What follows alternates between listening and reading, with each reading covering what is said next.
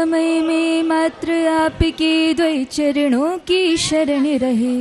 गुरु सिवा कुछ और न देखूं, नैनों में गुरु बसे रहे। अगले भव में नयन खुले तो नैनों में गुरु मूरत हो। मुनि बन कर नित रहूं साथ में, मन गुरु भक्ति में रत हो।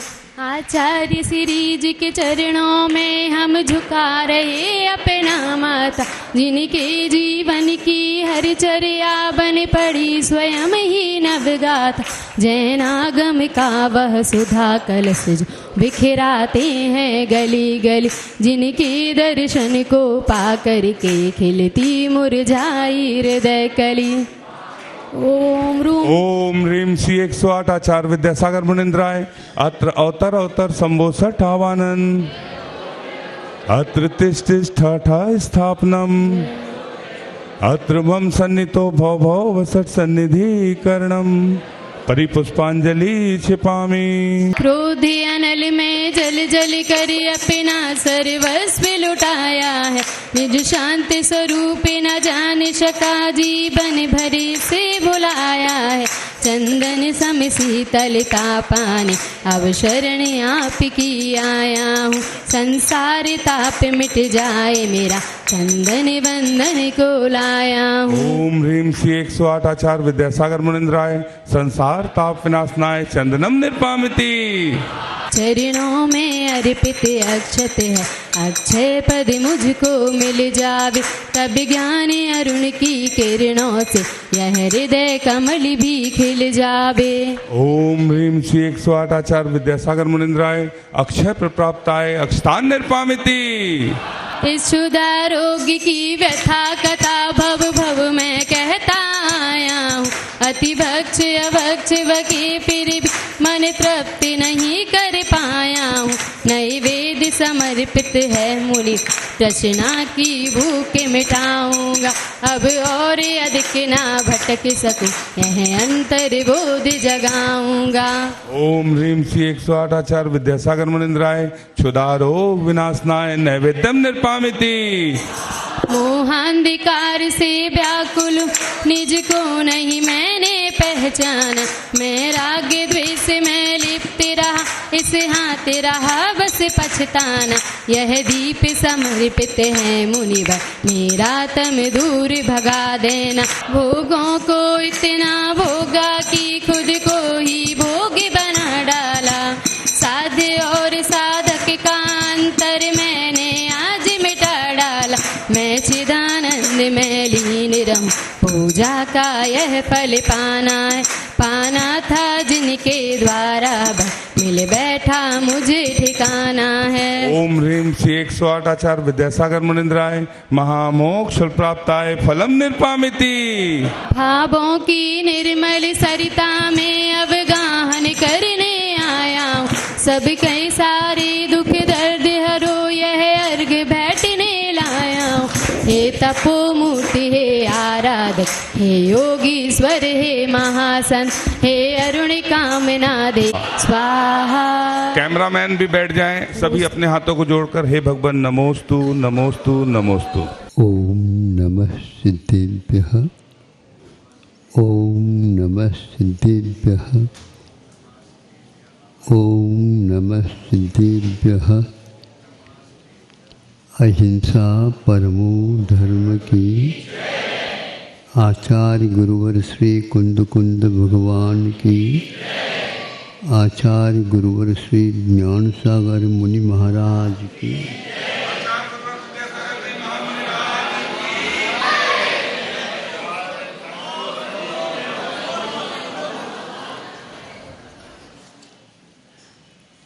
प्राय सब गतियों में यह देखने को उपलब्ध होता है,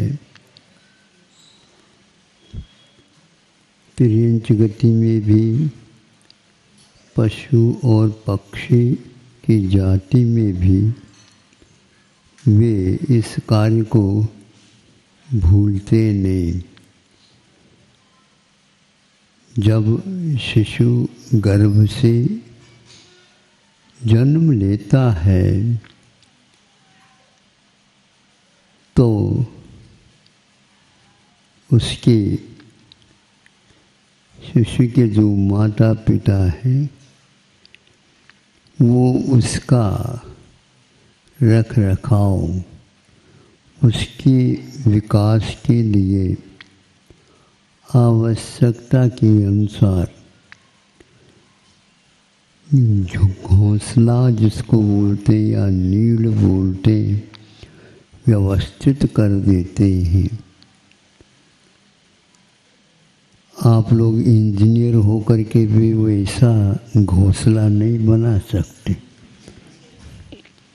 जैसे वे पक्षी लोग बना लेते, और उसमें सर्दी गर्मी वर्षा इत्यादि से प्रबंध ऐसा होता है।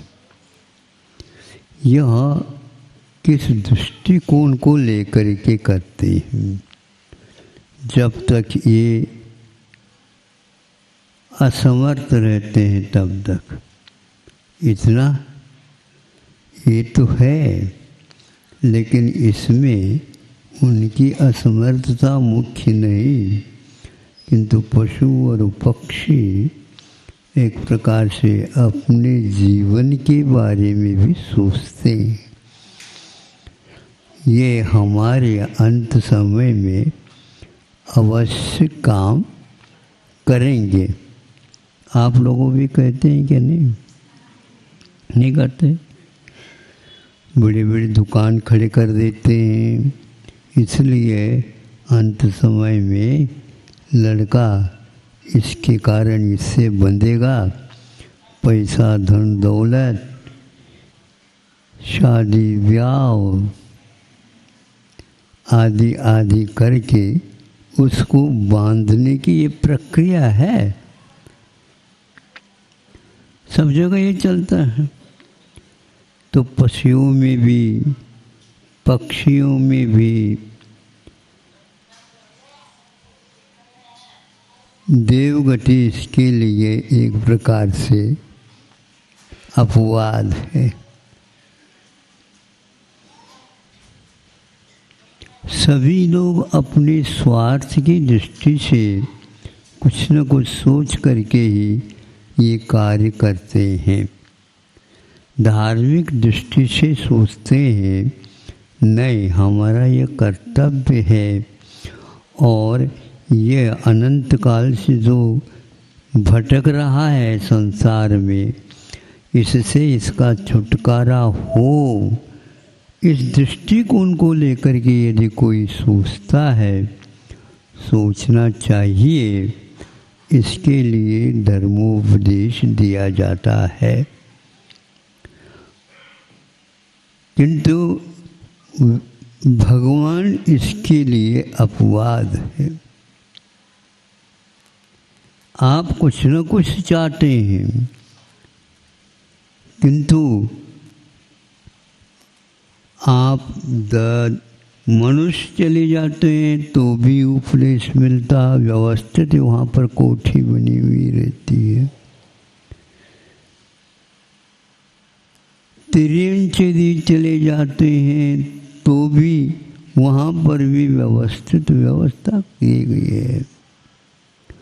भले ही तिरिंचों के साथ सर्प भी जाए, नोला भी जाए, सिंह भी जाए, गाय आदि शाकाहारी पशु भी चले जाए,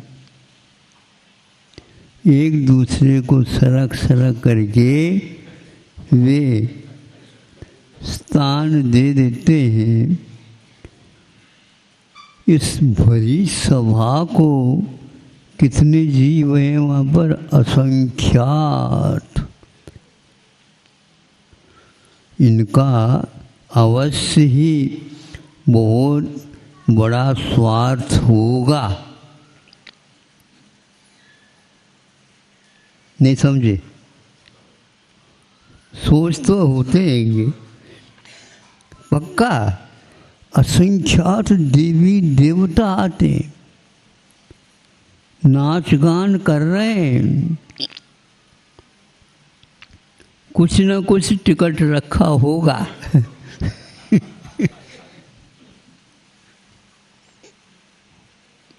किंतु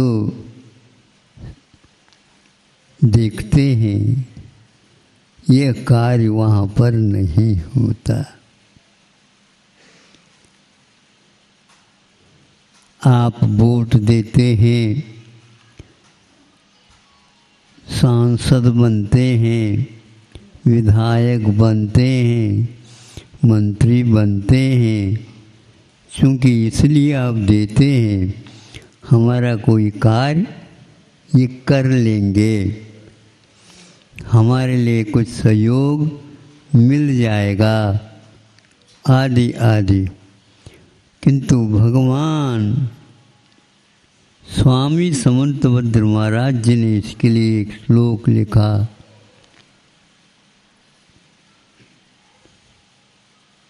बिना रागो कहा है, राग के बिना, स्वार्थ के बिना वे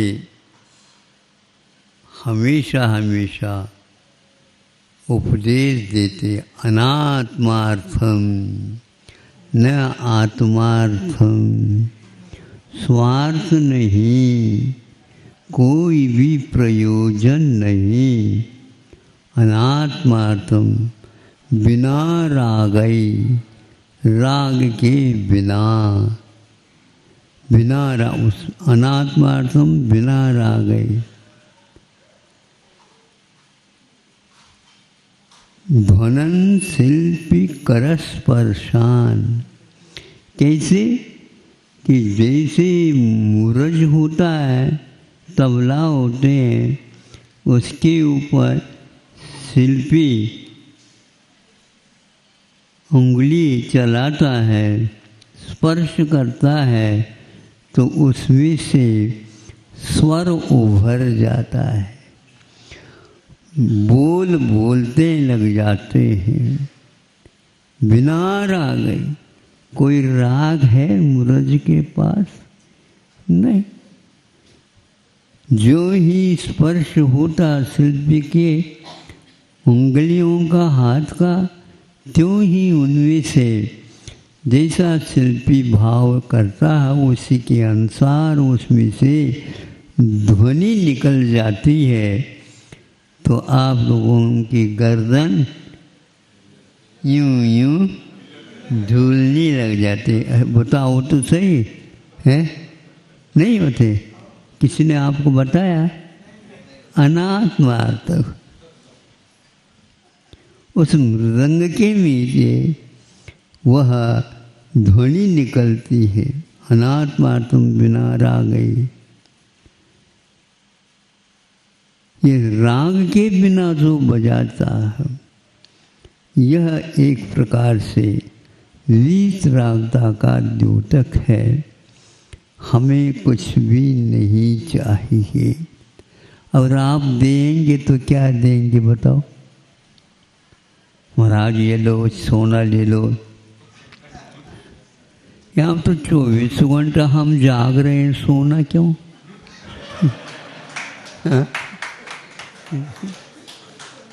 हम तो रात दिन तो जागना चाह रहे हैं, जाग रहे हैं, और उसके लिए सोने की क्या आवश्यकता बताओ?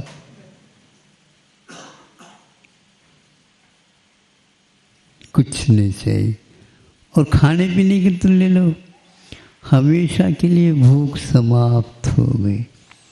फिर चिकित्सा दे दे, क्योंकि हमेशा के लिए यदि भूख आपकी मिट रही है तो कुछ चिरायता वगैरह दिलवा दे। जब मरण ही नहीं है, जब रोग ही नहीं है, जब राग ही नहीं है, जब कोई भी परिग्रहों की आवश्यकता नहीं है, केवल शरीर है, जब तक आयु है तब तक है। ये नहीं कि जल्दी जल्दी मरण हो जाए, नहीं। अब मरण तो हमेशा के लिए समाप्त हो चुका है। क्या अद्वितीय परिणमन है ये, परिणामों की विचित्रता है। यहाँ पर जितनी भी यात्री हैं उनको आए हैं तो उनको सीधा जाना भी पड़ेगा, मना नहीं कर सकते बंधु। सुन रहे हैं? हाँ, आपको कोई भी मना नहीं कर सकता, किसी को आप मना नहीं कर सकते हमें मत भेजो यहाँ से। तो हमने कहाँ आपको यहाँ पर बुलाया था? नहीं, वो किसी को बुलाते हैं। समूह शरण में भी देव लोग इकट्ठा कर लेते हैं।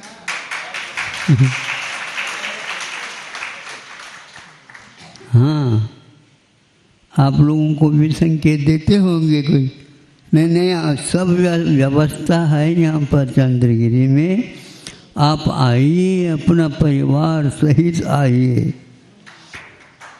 हाँ, ये बात है, यदि आप अपने स्वयं की थोड़ी सी व्यवस्था लेकर के आते तो अच्छा।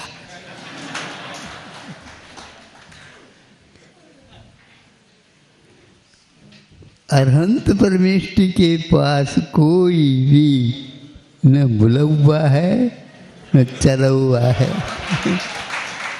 कोई नहीं।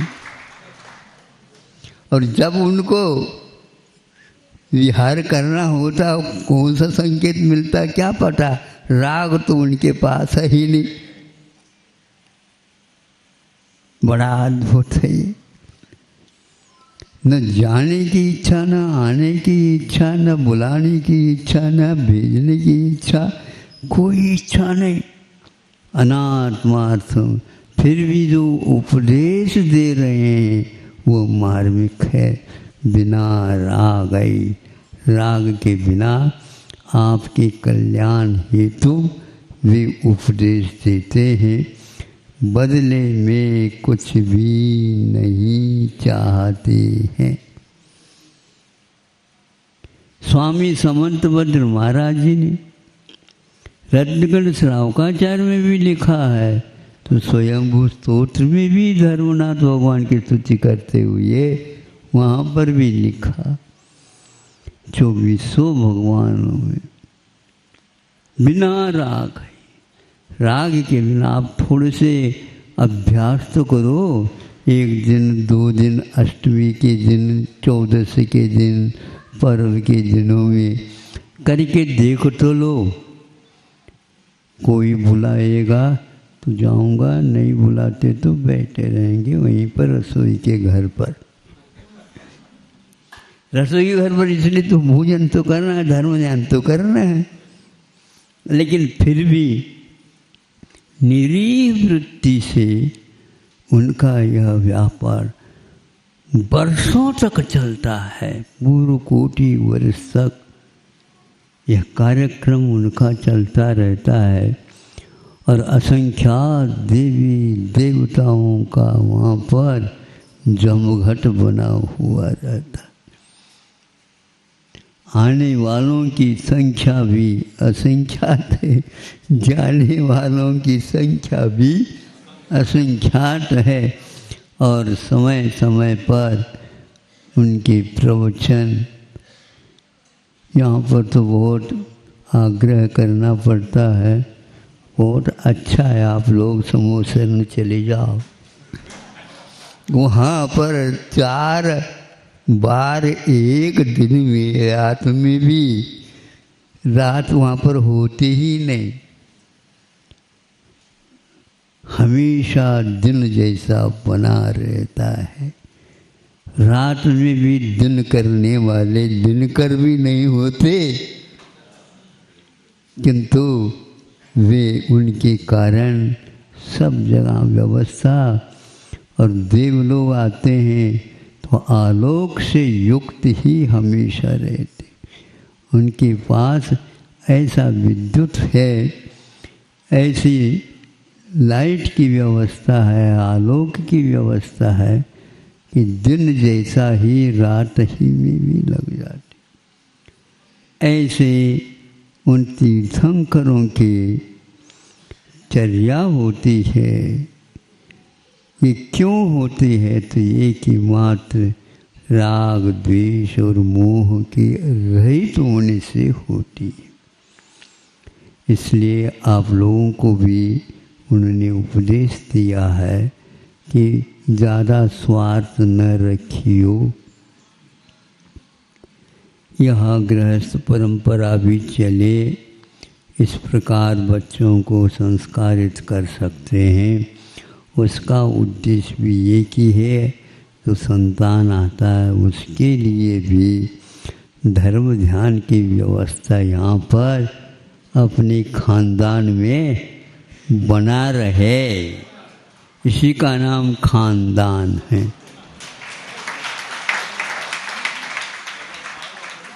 बिल्कुल बच्चों को और बच्चियों को, संतानों को विवाह के निमित्त से काम पुरुषार्थ के फल स्वरूप होते हैं, वयस्क हो जाते हैं तो उनको गुणानुरूप ही शक्ति के अनुसार उनका विवाह भी कर लिया जाता है। घर में वह नूतन वधू आ जाती है, और यदि घर में कन्या है तो उन कन्याओं को भी घर देख करके, घर नहीं है क्या, नए घर देख कर का अर्थ ये है अपने अनुरूप है क्या नहीं, पैसे के इत्यादि की अपेक्षा से नहीं, किंतु यहाँ पर जैसे धार्मिक संस्कार दिया वैसे ही धार्मिक संस्कार जहाँ पर इसको भेजना है वहाँ तक पहुँचाएंगे। लेकिन कुछ लोग दहेज के लोभ में हाउ कह देते हैं, फिर बाद में कह देते हैं हम बुला लेंगे, अभी तो जाओ। अब 1 महीना हो गया, 2 महीने हो गया, 3 महीने हो गए, शादी होने के 6 महीने हो गए, बुलावा ही नहीं यार। तो अब पिताजी क्या कहेंगे बताओ? बेटा चलो कोई बात नहीं, मैं और एक बार ले करके चले जाते। वहाँ पर वो कोई जवाब नहीं देते।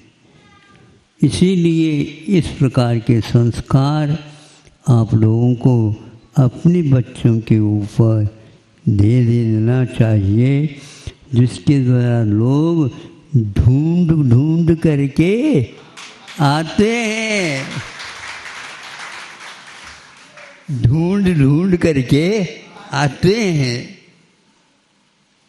लड़कों के लिए भी और कन्याओं के लिए भी, क्योंकि वहाँ पर ये धर्म ध्यान भी कर सकेंगे।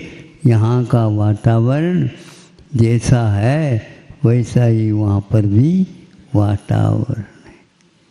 मंदिर वगैरह पास हो तो और अच्छा होता है क्या? नहीं होता है, ताकि यह कार्य भी वे प्रतिदिन एक दिन सुबह भी शाम भी जब चाहे तब ये काम होता जाए।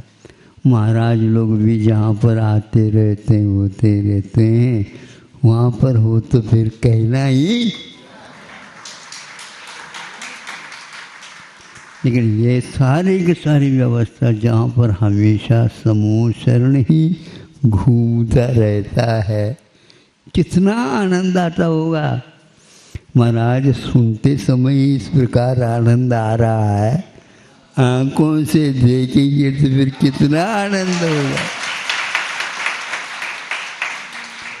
हाँ, ऐसे विचार, ऐसे ही आचार, ऐसे ही शास्त्रों का पठन पाठन, कथाएं आदि आदि, पुराण पुरुषों की कथाएं, पुराण पुरुषों के जीवन व्रत आदि पढ़ें सुने तो ऐसा लगेगा कि यहाँ का वातावरण वहाँ का वातावरण बहुत अंतर है। इतना ही पर्याप्त है।